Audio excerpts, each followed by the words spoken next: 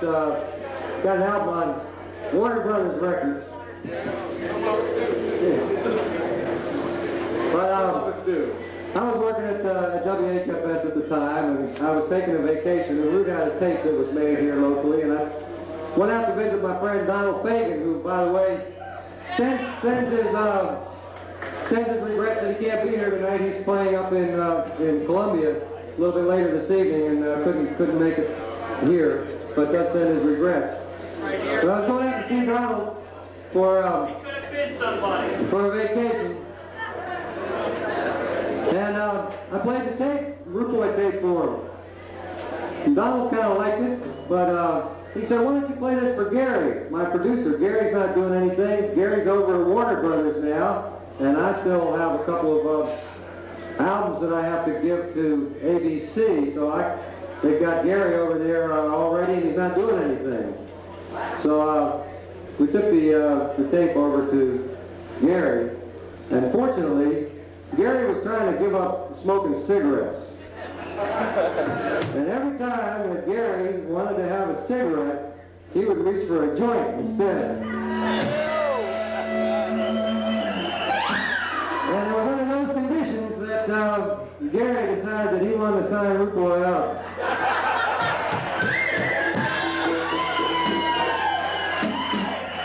And then the Warner Brothers album was made, and while I'm here, I was looking through some old stuff, and I came up with an old Easy Riders magazine here, and I've reviewed that Warner Brothers album. And for those of you that aren't familiar with Easy Riders, it's a biker magazine. I know. And he did any bikers here tonight. He did get a review. I think I saw Shotgun Slim here. Shotgun's here. But I'd like to read that review to you, because that sort of summed up that album pretty well, I thought. It says, Root Boy Slim and the Sex Change Band with the Rootettes. This collection of completely off-the-wall shit and country-tinged tunes proves just one thing. Once in a great while, some overweight dude can go to college, get through some classes, and not turn into a total asshole.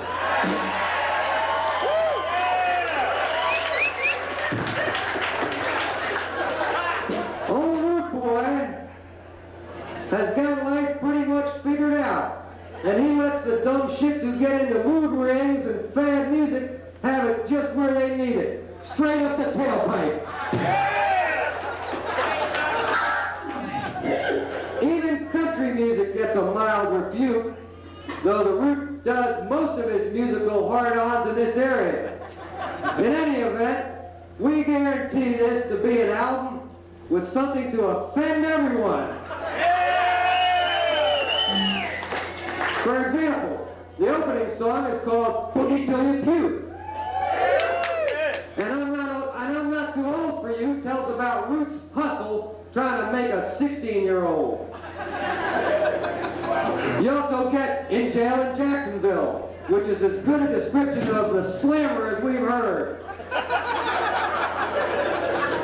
And You Can't Quit My Club, where the big thing takes his old lady and corrects her chicken shit attitude in a hurry. And let me turn things over to John Hall.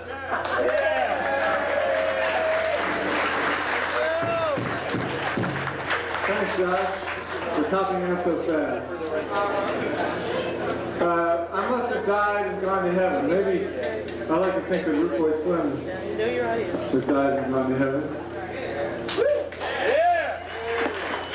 And maybe Slim used to complain about his bad luck with women to me all the time. And maybe heaven is a place where even Root Boy Slim can get laid.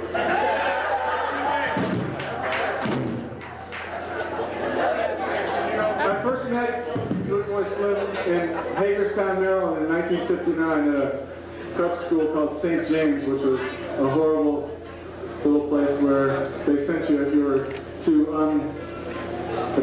dumb or too unwealthy or incorrigible to go to Sidwell or St. Albans.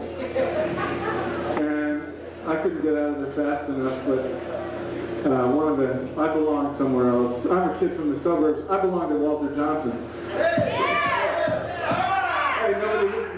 from St. James today, is there?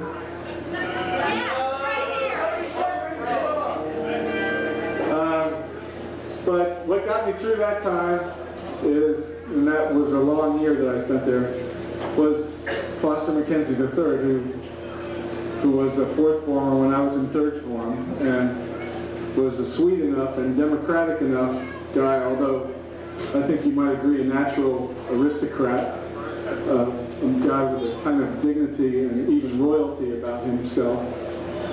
But even though he had those qualities then, and many of the other qualities that you knew as in Root Boy Slim, he was still Foster Mackenzie III, and I don't know if you could, it would be hard for me to reconcile that person with the person that you knew as Root Boy Slim. He looked like the actor Jack Ellum, if you know who I mean. He was slim and handsome and charming and, of course, smart. He was in all the secret societies there. He was even an acolyte in the church.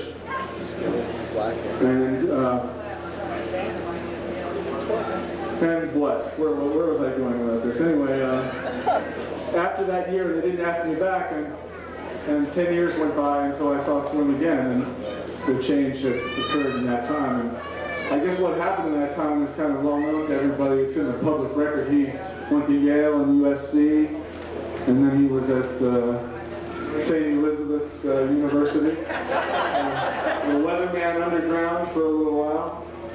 And then in 1972, I went to a show at Custodians, bail bondsmen, bartenders, football players, motorcyclists, golfing homos, dirt balls, politicians, and boogie screamers. Before we scream boogie, let me tell you one more short story and I'll be out of here. My friend Happy Acosta went to DAR, another DAR story. Went to DAR one night, and this was back in 1969-70. And there was a show that was sponsored by the Towelheads at DC, the Sikhs, the Kundalini Yogis. And their big guru, Yogi Bhajan, was the main speaker at this event. And there was also a band playing afterwards, an Incredible String Band or someone, I don't know who, maybe ELO, or no,